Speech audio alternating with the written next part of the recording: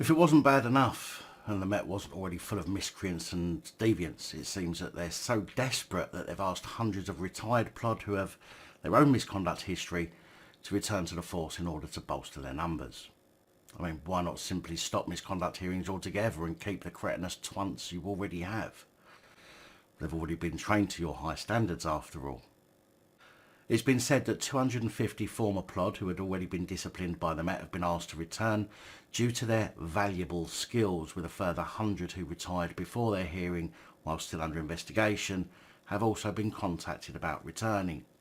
I mean, you might as well write a letter to Carrick and Cousins and offer them a plea deal. If you pinky promise not to do it again, do you want to come back? It's been said by some reports that more than 3,000 former plod have been asked to return, which could be in conjunction to the Met being asked to halt recruitment in order to weed out the wrong-uns.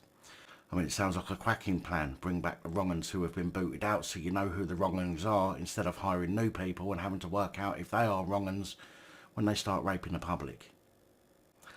The best part is the Met have offered to pay them full pay on top of their pension, meaning that they are practically offering something none of them would really want to refuse.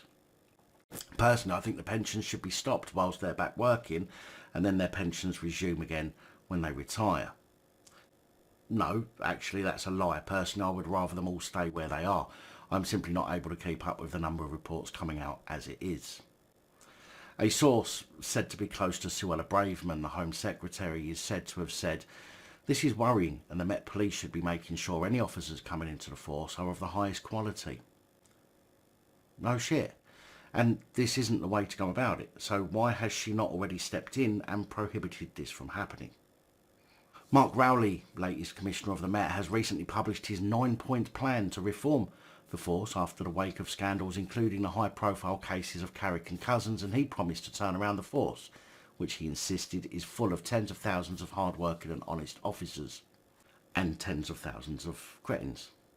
Rowley has insisted that bringing back police who have been dismissed or retired, generally those who left following misconduct proceedings, would be properly vetted.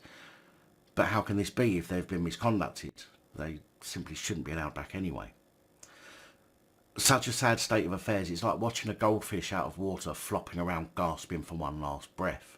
I mean, if it wasn't such a dangerous situation, this would be laughable.